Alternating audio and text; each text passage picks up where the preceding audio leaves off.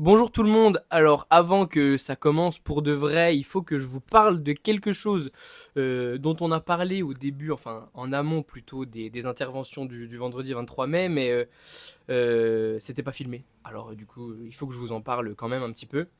Stéphane, Stéphane a sorti son nouveau livre là, qui s'appelle En déséquilibre. Alors le voilà, hein, bon c'est un bel objet. Ça s'appelle En déséquilibre et c'est un roman.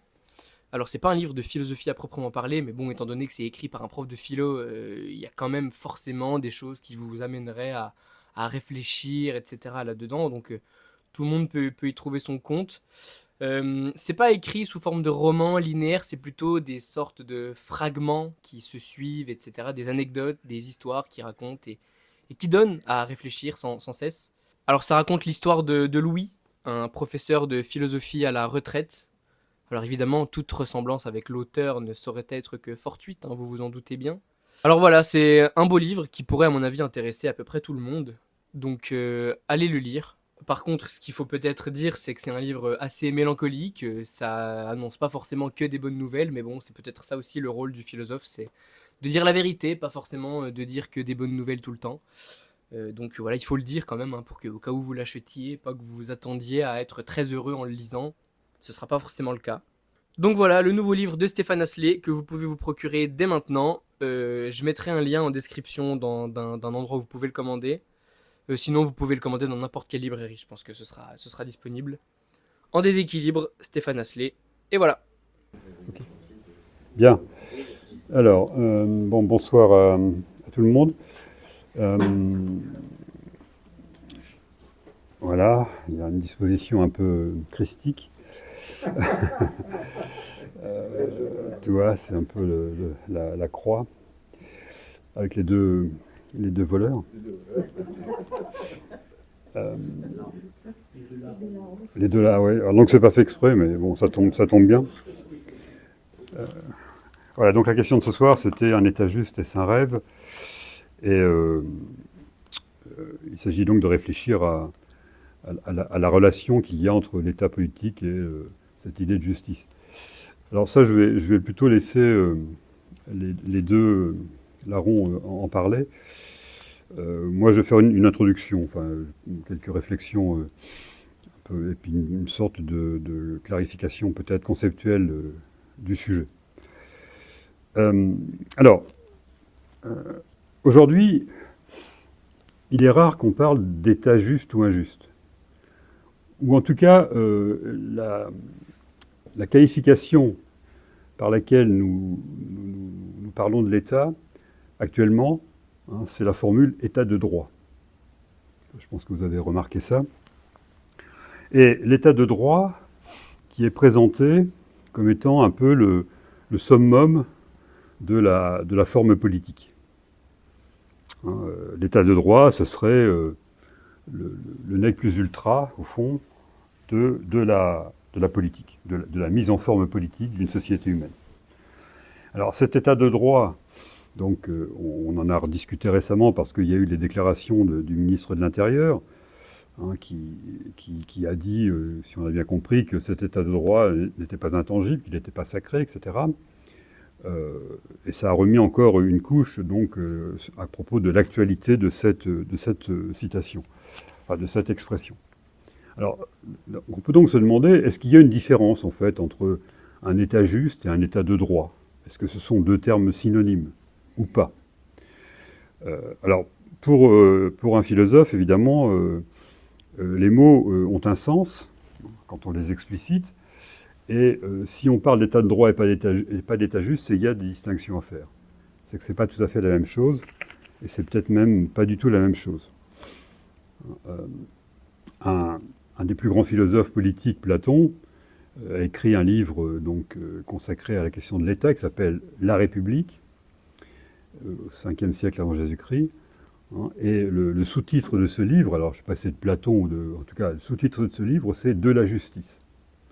Donc là, il y a une relation tout à fait claire entre l'État et la justice, puisqu'au fond, c'est en réfléchissant sur ce qu'est la justice, dit Platon, que nous saurons ce qu'est l'État. Quelques siècles plus tard, en 1821, un autre grand philosophe que vous connaissez maintenant parce que j'en parle tout le temps, qui s'appelle Hegel, voilà, écrit son grand livre de philosophie politique qui s'appelle Principe de la philosophie du droit. Et en dessous, en sous-titre, il y a Science de l'État. Principe de la philosophie du droit ou Science de l'État. Donc là, il y a un glissement déjà. Hegel ne dit pas Principe de la justice, Science de l'État, il parle de... Bon. Alors, je ne vais pas commenter la différence entre Hegel et Platon, parce que ça serait beaucoup trop long et beaucoup trop technique, mais on voit bien que cette notion de droit, elle supplante, depuis déjà quelque temps, la notion de justice. Alors pourquoi ? Le mot justice, enfin, la justice, disons, puisque de toute façon, c'est un mot, mais c'est aussi une idée, une représentation. Le mot justice est un mot, on va dire, noble. Je prends des formules très, très passe-partout. C'est un mot noble et c'est aussi un mot, si j'ose dire, que je qualifierais d'affectif. Parce que la justice, c'est à la fois une idée, on va dire, qui a une dimension universelle, donc très générale, peut-être un peu abstraite si on veut, mais en même temps, c'est aussi une expérience. C'est aussi une expérience sensible, c'est aussi une expérience subjective, une expérience personnelle. C'est-à-dire que nous, en tant qu'individus, nous entrons dans le concept de justice souvent par l'expérience d'une injustice. L'enfant, qui ne sait pas ce qu'est la justice, il réagit souvent à des formes ou à des situations d'injustice. Et donc, si vous voulez, ce que je veux dire par là, c'est que la justice, ça commence par l'affect. Nous commençons par des ressentis, par des sentiments. Voilà. Et le concept, il vient après, dans un deuxième temps. Mais la question est de savoir si, justement, cette dimension affective n'est pas préservée, même dans les discussions les plus politiques, les plus abstraites, au fond, même en philosophie, finalement. Parce qu'il n'y a pas toujours cette racine, au fond, qui n'est pas conceptualisable, qui n'est pas rationalisable, qui est de l'ordre de l'affect.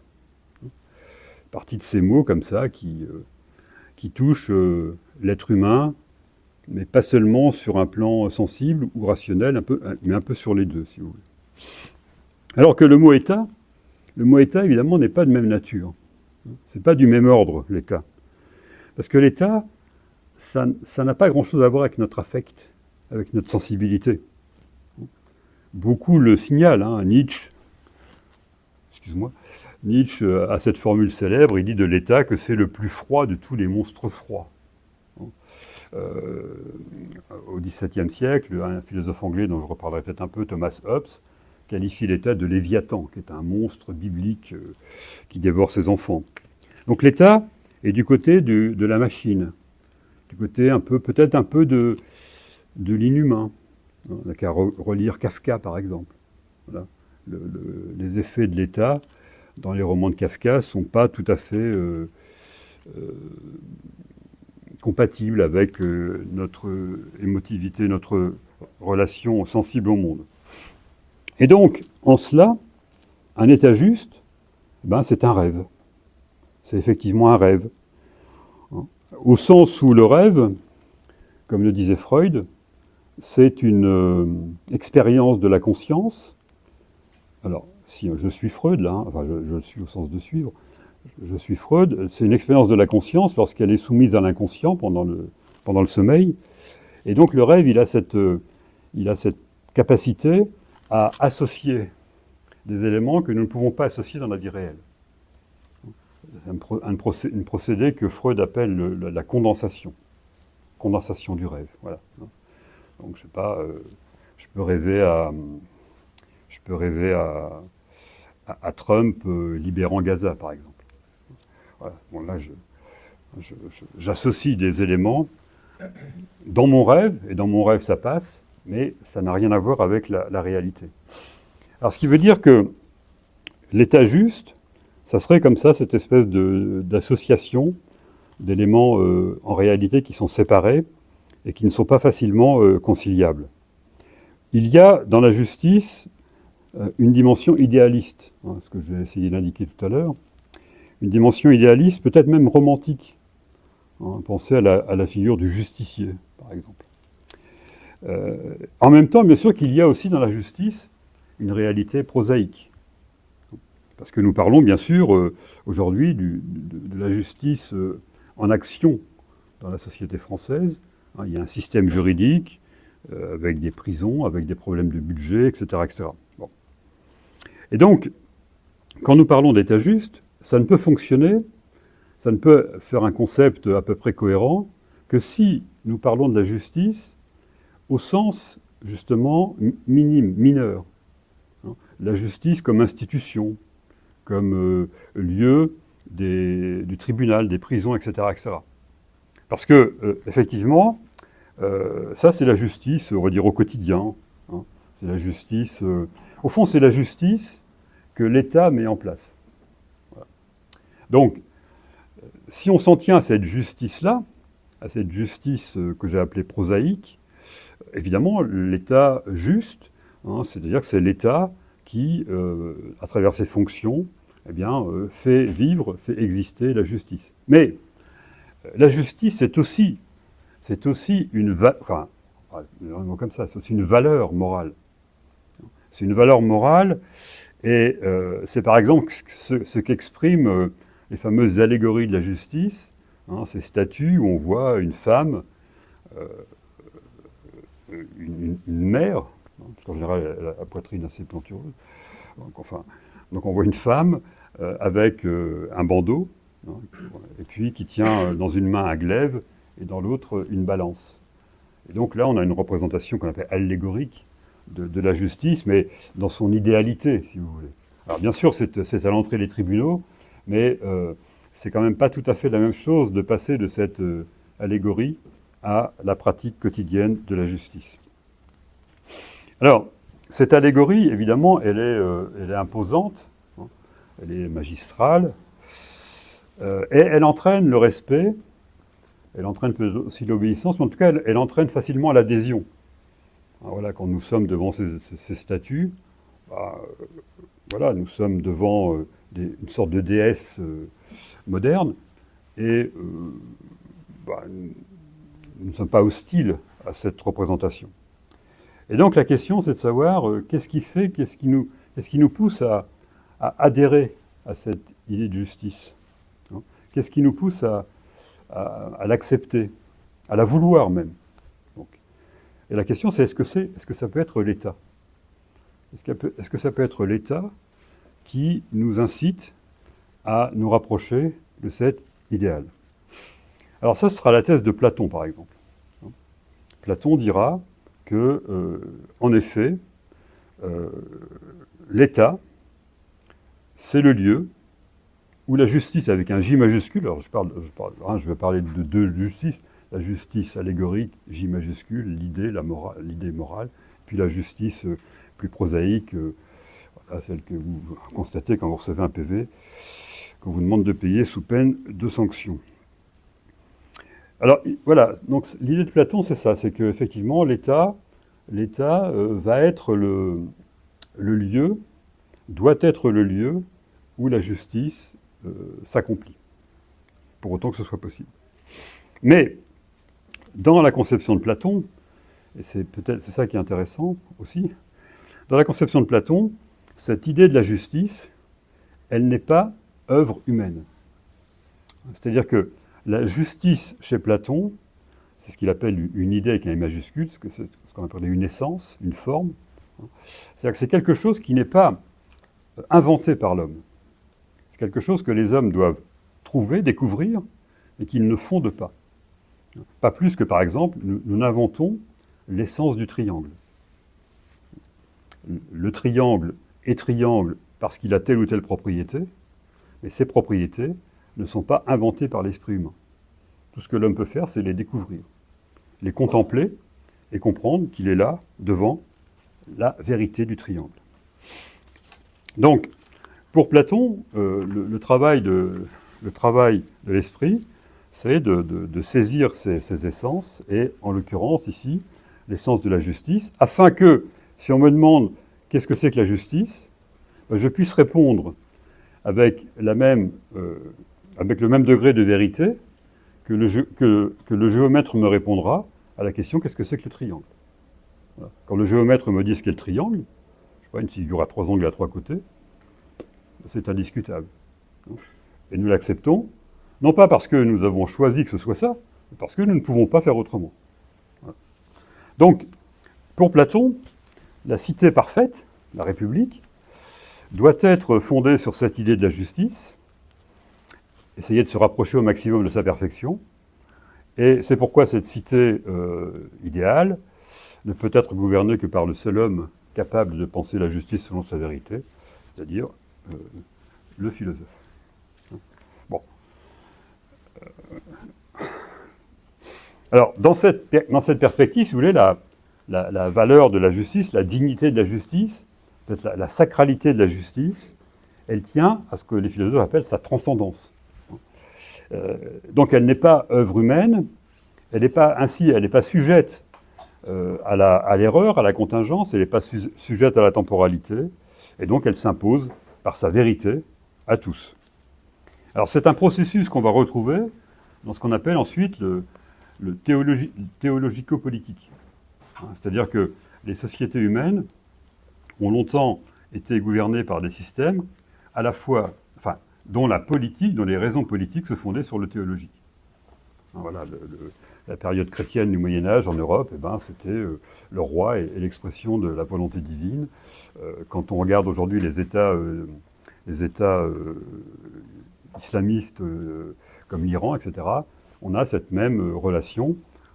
Les règles, au fond, de la loi sont la traduction plus ou moins facile de la loi divine. Et c'est pourquoi ces règles s'appliquent et ne peuvent pas ne pas être appliquées. Donc, il y a là une source supra-humaine, pourrait-on dire, et s'il n'y a pas ça, eh bien la justice, elle est arbitraire, elle est dans l'errance. Vous connaissez peut-être la fameuse formule de Blaise Pascal, au XVIIe, plaisante justice qu'une rivière borne, vérité en deçà des Pyrénées, erreur au-delà. Donc ça veut dire qu'il dit, voilà, alors plaisante, ça veut dire c'est une plaisanterie. Qu'est-ce que c'est que cette justice? Quand on est en Espagne, donc au-delà des Pyrénées, il y a des lois qui disent que le bien c'est ça, et quand on est en France, ils disent autre chose. Alors cette justice-là, elle est ridicule, et la vraie justice, c'est celle de Dieu qui est la même partout et toujours. Donc, cette conception, évidemment, n'a plus cours aujourd'hui. Enfin, encore une fois, sauf dans les États, on va dire, théologico-politiques. Mais dans les États laïques, dans les démocraties laïques, ça ne peut plus marcher. Enfin, en théorie. Et donc, c'est peut-être une des raisons pour laquelle on préfère la référence au droit. On écarte un peu cette dimension supra-humaine de la justice. Alors, qu'est-ce que c'est que l'état de droit? L'état de droit, c'est l'état qui donc respecte le droit, c'est-à-dire l'ensemble des règles qui permettent de faire cohabiter pacifiquement les individus dans une société donnée, et qui, d'autre part, s'applique à lui-même le droit. C'est-à-dire que le droit s'applique aussi à ceux qui ont le pouvoir de l'exercer. Donc, la question revient toujours, c'est-à-dire, dans ce cas-là, sur quoi repose-t-il? Sur quoi repose ce droit si on ne prend plus comme référence cet élément supérieur, que ce soit la vérité de Platon ou l'entendement divin des théologiens. Alors, les normes du droit donc, sont instituées dans le but de permettre à la liberté des uns de ne pas faire entrave à la liberté des autres. C'est ça, dans les sociétés laïques, démocratiques, le but du droit, c'est de rendre compatibles des libertés et d'éviter que l'exercice de la liberté chez un tel empêche l'exercice de la liberté chez l'autre. Et donc, ces normes, évidemment, elles sont produites par les hommes. elle ne tombe pas du ciel. Il n'y a plus de ciel. Il n'y a plus de ciel dans lequel on trouverait ces normes. Donc la loi, comme disait Hegel, la loi, elle est posée, elle est produite par l'homme. Et donc elle relève du champ politique, évidemment. Je prends un exemple, l'exemple actuel de la loi sur la fin de vie, donc actuellement en débat. Jusqu'à maintenant, en France, donc il était non conforme au droit de donner la mort à un malade qui la réclamait. Ça va devenir possible. On suppose que ça va devenir possible. Alors, donc on aura le droit. Alors, la question c'est, est-ce que c'est juste d'agir ainsi? Est-ce que c'est juste de permettre à un malade de mourir, ou est-ce que ça n'est pas juste? Alors, qui peut le dire? Qui peut le dire si on n'a plus cette référence absolue qu'on trouvait par exemple chez Platon, ou qu'on allait chercher dans les textes bibliques ou religieux? Alors, évidemment, on va nous dire, alors, dans ce débat sur la fin de vie, il y en a qui sont pour, il y en a qui sont contre. Ceux qui sont contre nous disent, en fait, on est contre parce que cette loi remet en cause des principes supérieurs, comme par exemple le respect de la vie, qu'elle autoriserait le meurtre qui est un interdit fondamental, etc., etc. Mais la question se repose, quelle est la source de ces principes? Quelle est la source de ces normes? Donc soit on en revient à un idéal de la justice transcendant, et on dit, voilà, oui, effectivement, c'est de toute éternité que il faut absolument respecter la vie humaine jusqu'au bout. Mais là, personne ne l'a décidé, c'est de l'éternité. Non? Soit on retombe dans le même univers, on va dire relatif, c'est-à-dire, au fond, ces principes, ils sont supérieurs parce qu'on a décidé qu'ils étaient supérieurs. Et donc, leur supériorité n'échappe pas au fait que ce sont des actes de décision humaine et que leur supériorité est encore l'exercice, l'expression d'un choix. Ce qui est bien, ce qui est juste, c'est ce que la loi décrète. La loi n'est pas ici simplement pour appliquer un juste qui lui préexisterait. Le juste est produit par la loi. C'est ce que disait le philosophe dont je parlais tout à l'heure, Thomas Hobbes. Donc évidemment, on peut dire, est-ce que ces règles sont vraiment si respectables? Si elles sont produites par les hommes, il peut y avoir un doute sur leur validité. Il peut y avoir un doute sur leur effectivité. Qu'est-ce qu'elles valent, comme on retrouve la question de Pascal, qu'est-ce qu'elles valent par rapport à des règles qui seraient les règles de Dieu. Voilà. Et donc, évidemment, l'autre soupçon, c'est que ces règles sont fabriquées par les États, par des procédures internes aux États. Et à ce moment-là, la critique qu'on va développer, c'est de dire, mais au fond, l'État, est-ce qu'il est bien au service de l'intérêt général? Est-ce qu'il n'a pas été en réalité préempté par une partie de la population qui, en fait, fait passer ses intérêts en priorité? C'est la thèse, par exemple, de Marx et des marxistes. L'État se présente en effet comme une entité supérieure, au-dessus de la société civile, et il se dit chargé de l'administrer au nom de l'intérêt de tous. Bon, Marx nous dit c'est une fiction idéologique, c'est un mensonge. L'État est au service de la classe dominante et, sous couvert de principes universels, il est un instrument de cette classe pour exercer son pouvoir et maintenir sa domination sur les autres classes.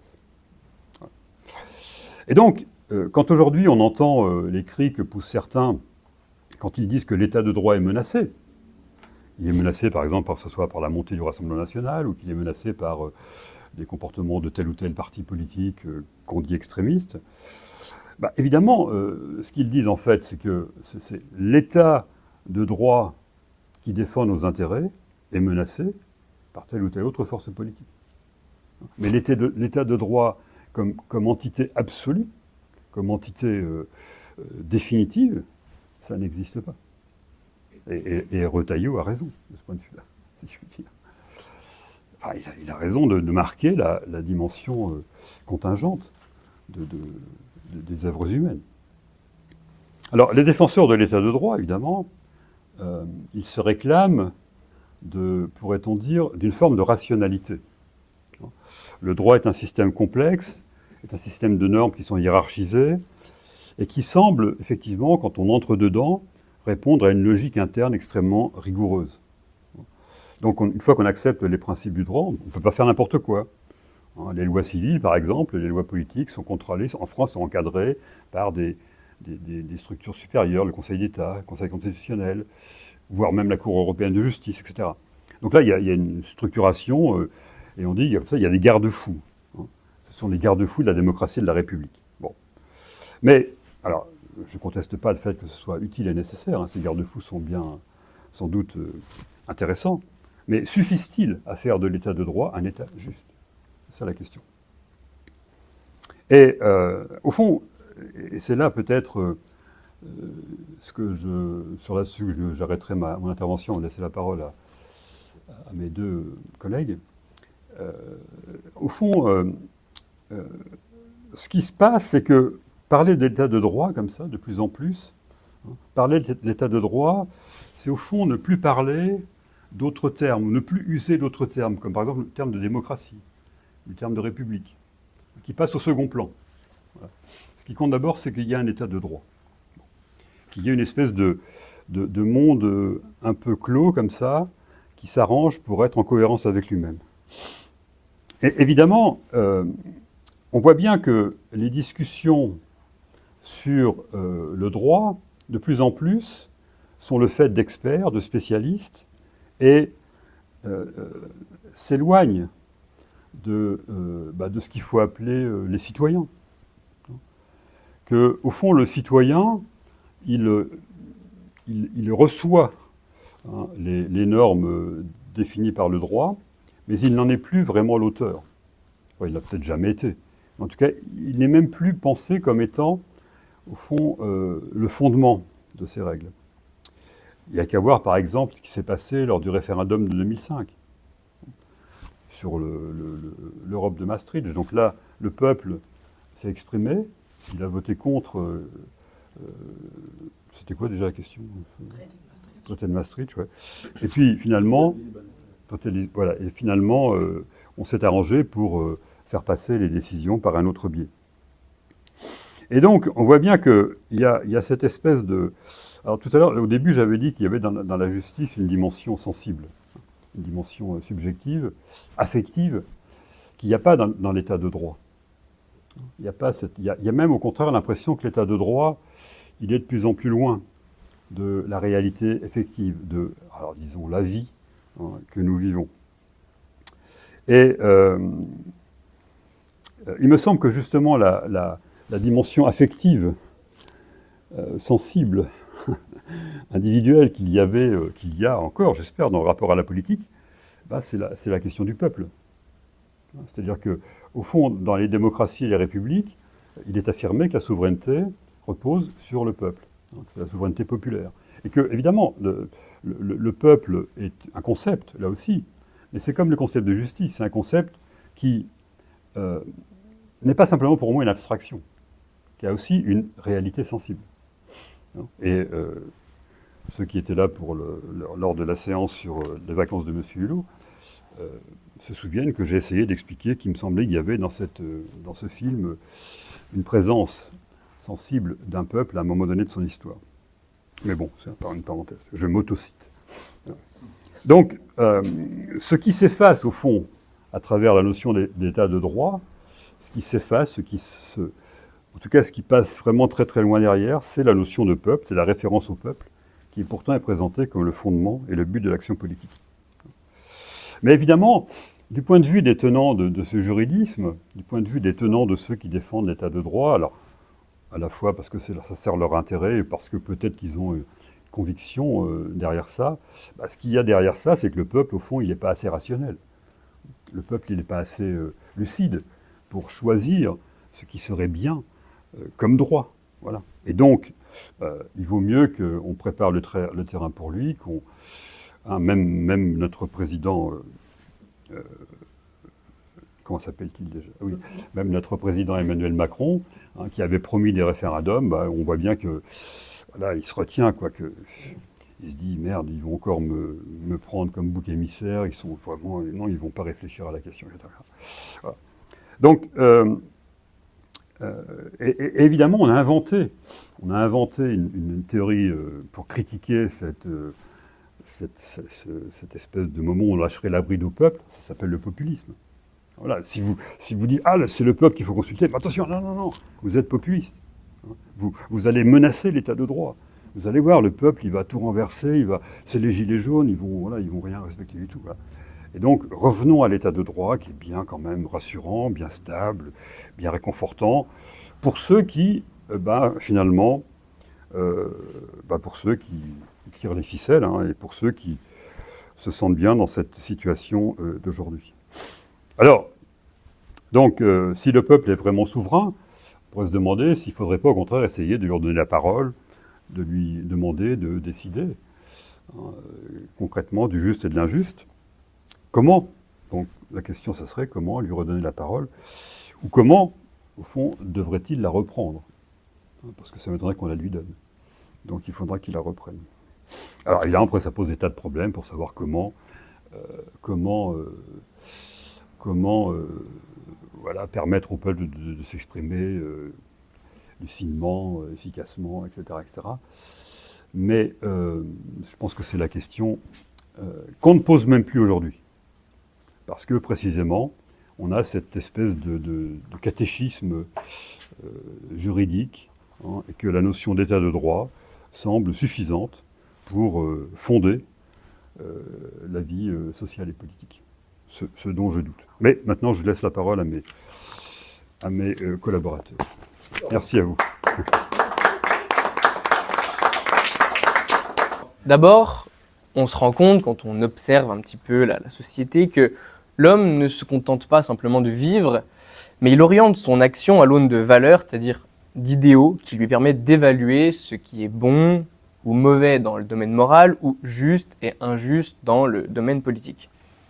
Et contrairement aux sociétés animales qui obéissent à des déterminismes biologiques,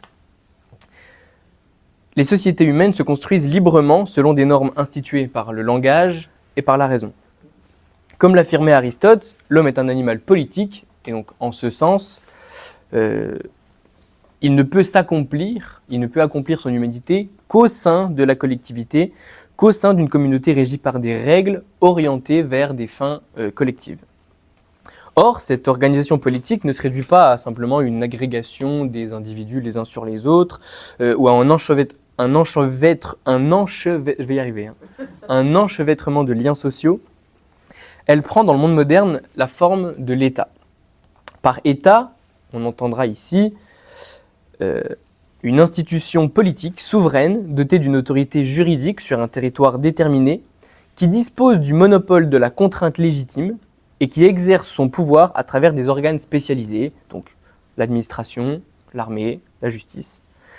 L'État édicte le droit, c'est-à-dire l'ensemble des normes juridiques contraignantes, et en garantit l'application. Mais la justice, maintenant, qu'est-ce que c'est? Qu'est-ce que la justice dont l'État se prétend justement le garant? Le mot recouvre en réalité plusieurs acceptions. La justice peut d'abord désigner la légalité, soit l'ensemble des lois en vigueur dans un État donné. Elle renvoie aussi à l'institution judiciaire, c'est-à-dire l'appareil chargé de trancher les litiges et de sanctionner les infractions. Mais en un sens peut-être plus fondamental, la justice est une valeur, un principe moral, un principe politique qui prescrit de rendre à chacun ce qui lui est dû, selon des critères d'égalité, d'équité ou de mérite. Et en ce sens, c'est là le premier problème philosophique qui se pose, il est possible qu'une loi soit légale sans être juste. Et cette ambivalence nourrit pour nous une interrogation centrale. L'État, qui produit et fait appliquer le droit, est-il pour autant le garant authentique de la justice? Le personnage d'Antigone, dans la tragédie de Sophocle, qui refuse d'obéir à un décret qu'elle juge immoral, ou encore la condamnation de Jean Valjean dans Les Misérables, sont des exemples, des témoignages, que certaines lois légales peuvent parfois paraître profondément injustes. S'il y a des lois qui sont injustes, ça pose quand même un problème. Alors, il faut d'abord ici distinguer le légal du légitime et se demander si un État juste est vraiment possible. C'est là qu'on arrive à notre question, un État juste, est-ce un rêve? L'État, en tant que construction politique, peut-il vraiment incarner l'idéal de justice ou ne risque-t-il pas d'en être le fossoyeur? Notre problème est alors le suivant. La forme politique étatique peut-elle à la fois fonder et maintenir la justice, alors même que certaines de ces expressions peuvent parfois sembler illégitimes? Pour répondre à cette question, maintenant, il conviendra d'examiner dans un premier temps en quoi l'État constitue l'institution fondatrice de la justice, tant juridique que sociale. Il faudra ensuite montrer qu'il peut pourtant se détourner de sa fonction en se mettant au service d'intérêts particuliers. Et enfin, il s'agira d'interroger la possibilité même d'un État juste, soit en s'émancipant des exigences morales, soit en se fondant sur un idéal rationnel de justice. Alors, on en arrive au début, à la première partie, où on voit avec Thomas Hobbes, dans son fameux Léviathan, que dans l'état de nature tel qu'il le conçoit, les hommes vivent dans une situation d'insécurité radicale, livrés à la peur permanente de la mort violente. À l'état de nature, les hommes, dépourvus de loi pour les contenir, se livreraient une guerre de tous contre tous, rendant impossible toute vie civilisée. Nulle culture, nul commerce, nulle justice ne pourrait s'y développer. Cette hypothèse ontologique conduit Hobbes à justifier l'émergence de l'État, ensuite à travers un contrat d'association par lequel chaque individu aliène sa puissance privée au profit d'un souverain commun. Ce pouvoir unifié, qu'il nomme Léviathan, institue l'ordre, la paix civile et avec eux la possibilité même d'un droit. En ce sens, la justice n'est pas antérieure à l'État, elle en est le fruit. Or, ce pouvoir ne saurait fonctionner, évidemment, sans une institution judiciaire stable et impartiale. Un philosophe qu'on ne cite pas beaucoup ici, mais qui est quand même très, très intéressant, Alexis de Tocqueville, dans un ouvrage qui s'appelle « De la démocratie en Amérique », montre que la fonction du juge est d'agir comme un arbitre neutre, saisi dans un cadre précis, toujours à propos d'un cas particulier. Le pouvoir judiciaire, par sa nature même, est réactif. Il ne légifère pas, mais il interprète et applique la loi, contribuant ainsi à l'effectivité du droit. Par la jurisprudence aussi, il donne corps à l'esprit de la loi dans le cadre concret de certains conflits sociaux qui ont existé et qui ont fait jurisprudence. Ainsi, l'État, en instituant une justice indépendante, permet d'éviter la spirale de la vengeance privée et garantit l'ordre public selon des règles partagées. Mais la justice ne se limite pas à son versant judiciaire. Dans les sociétés contemporaines, l'État s'est efforcé de réaliser une justice sociale en s'appuyant sur les principes de solidarité, de redistribution et de protection des plus faibles. L'État-providence, qui est né au XXe siècle, ne vise pas seulement à garantir la sécurité juridique des individus, mais aussi à assurer des conditions de vie dignes par chacun, des conditions de vie dignes à chacun, par une redistribution équitable des richesses et un accès égal aux droits qu'on appelle les droits fondamentaux. Pourtant, dans les faits, quand on observe un petit peu le réel, on se rend compte que, si on veut pas dire de bêtises, il peut arriver, disons, que l'État serve des intérêts particuliers. Dans certaines circonstances, l'État, donc, n'est pas le garant de la justice. On peut alors se demander si cette dérive, dont on prend acte assez régulièrement, est inhérente à l'État lui-même, ou bien n'est-ce qu'une contingence historique, parce qu'on n'a pas eu de bol, on est tombé sur des mauvais gouvernants, quoi. Alors, loin d'être un organe neutre au service du bien commun, comme on a pu l'entendre précédemment, l'État moderne apparaît aux yeux de Marx et Engels comme l'instrument politique d'une classe dominante. Dans l'idéologie allemande, il montre que l'État se constitue sur fond de division du travail et de lutte des classes. L'illusion d'un intérêt général dissimule mal le fait que les lois sont faites par et pour la classe dominante, la classe bourgeoise dominante. Le droit se donne les apparences de l'universalité, mais il reproduit en réalité les structures sociales de domination. Ainsi, selon Marx, l'État n'est jamais que la forme politique de la domination économique. Et cette thèse que tout le monde, je pense, connaît quand même, trouve un écho chez Michel Foucault, dans Surveiller et punir, où Foucault analyse la justice pénale comme un dispositif de contrôle social structuré autour d'une dissymétrie de classe. Et donc, pour Foucault, la loi, sous son vernis universel, s'adresse en réalité aux classes populaires, tandis que les classes dirigeantes parlent la langue du droit. La justice devient alors une machine à produire de la conformité sociale à travers la discipline des corps et des esprits. Le droit, loin d'être un rempart contre l'injustice, se fait donc l'instrument du pouvoir disciplinaire.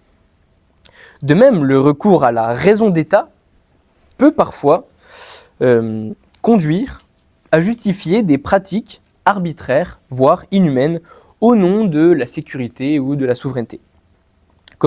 C'est comme on l'a vu dans les régimes totalitaires au XXe siècle, par exemple. L'État peut parfois aussi se donne même souvent une légalité propre au service d'une idéologie oppressive et ériger la violence en système. Loin de protéger la justice, il l'annihile sous prétexte d'ordre. Il y a quand même une opposition intéressante entre l'ordre et la justice, comme si la justice, il n'y avait pas d'ordre quand il y a de la justice. Et donc, dans un tel contexte, quand on se retrouve avec un État profondément injuste, un citoyen peut être amené à désobéir, comme le recommande par exemple Henri-David Thoreau, ou Thoreau, je ne sais pas, vous dites comme vous voulez, qui, refusant de payer un impôt destiné à financer un État esclavagiste, affirme que l'homme doit obéir à sa conscience avant d'obéir à la loi. La désobéissance civile devient alors une exigence morale face à un ordre juridique injuste. Mais comment juger, maintenant c'est la question qu'on se pose à chaque fois, c'est comment juger la justice de notre désobéissance ? À quelle norme se référer, si ce n'est au droit naturel ou un idéal de justice supérieur au droit positif ? À quelle norme se référer pour juger aussi les intérêts que sert l'État ? Un droit naturel, on devrait établir un idéal de ce que l'État doit être. Est-ce qu'il y a une dichotomie entre les intérêts de l'État et ceux du peuple ? Au fond, on peut se demander maintenant si l'État a réellement besoin de la justice. Est-ce que c'est vraiment déjà son but premier ? Et sinon, qu'est-ce que c'est ? Alors, deux perspectives s'opposent maintenant. La première, qu'on appelle la perspective réaliste, c'est celle de Machiavel, dans Le Prince, où il soutient que l'action politique n'a pas du tout à être soumise aux exigences morales traditionnelles. Le souverain doit feindre les vertus sans nécessairement les posséder, car ce qui importe, c'est l'efficacité du pouvoir et pas du tout sa moralité. Autrement dit, le chef doit donner l'impression qu'il est vertueux, même si en réalité il ne l'est pas du tout, même si en pratique rien ne l'oblige à l'être pour de vrai. Et cette amoralité stratégique vise la conservation de l'État, non pas la justice, mais la conservation de l'État, qui est, selon Machiavel, la condition de tout ordre possible. Ainsi, l'État pourrait se maintenir sans viser la justice, pourvu qu'il préserve sa stabilité. Dans certains cas, on peut comprendre, ça peut se comprendre. Mais cette amoralité du prince, que défend Machiavel, est-ce que c'est vraiment possible dans une société qui prône la démocratie, où le pouvoir est censé être fondé sur le peuple ? La seconde perspective, maintenant, parce que j'avais dit que deux perspectives s'opposaient, c'est celle de la construction d'un rationnel, d'un idéal de justice susceptible de guider les institutions. C'est l'ambition de John Rawls dans son fameux livre Théorie de la justice, qui propose une méthode originale fondée sur une expérience de pensée qu'il appelle le voile d'ignorance. Alors le voile d'ignorance, c'est un truc que vous pouvez faire aussi pour vous. En gros, Rawls imagine une expérience dans laquelle il prend plusieurs personnes et les laisse imaginer les lois d'une société à venir, mais sans que les personnes qui doivent choisir les lois sachent la place que eux occuperont dans cette société. Donc ici, ils ont deux choix. Soit faire des lois qui favorisent certains, en espérant que dans la société en question, ils fassent partie de cela, soit faire des lois le plus juste possible pour qu'elles profitent à tout le monde. Deux principes émergent donc de ce raisonnement. Le premier, c'est le principe d'égalité. Toutes les personnes doivent bénéficier des mêmes libertés. Voilà. Et le deuxième, c'est le principe de différence. Le principe de différence, c'est de penser que les inégalités économiques ou sociales ne sont justifiées qu'à partir du moment où elles rendent service à toute la société. Autrement dit, une société peut tolérer qu'une minorité, par exemple, soit plus riche qu'une autre, mais seulement si cela améliore concrètement la situation des plus pauvres, par exemple via l'emploi, l'innovation ou la redistribution. Et ce cadre normatif permet de concilier liberté individuelle et justice sociale. Toutefois, cette conception rationnelle soulève quand même quelques objections. Est-ce qu'on peut vraiment faire abstraction des conditions sociales concrètes dans lesquelles on est aujourd'hui ? Les principes rawlsiens sont-ils véritablement universels ou ne sont-ils, comme dirait Pierre Bourdieu, qu'une légitimation philosophique de l'ordre capitaliste ? La question qui demeure pour nous maintenant, parce qu'on ne va pas s'arrêter sur Bourdieu longtemps, c'est: peut-on fonder une justice hors de tout contexte historique ? Ou au contraire, faut-il penser la justice en situation, comme dirait Sartre ? Même Marx, d'ailleurs, dans le manifeste du Parti communiste, ne rejette pas purement et simplement l'État.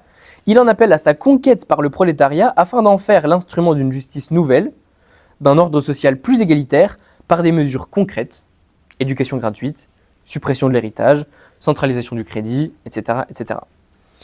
Il vise à transformer les structures de domination, et ce projet politique de Marx montre que, malgré ses limites, l'État demeure quand même un des leviers les plus puissants pour instaurer la justice.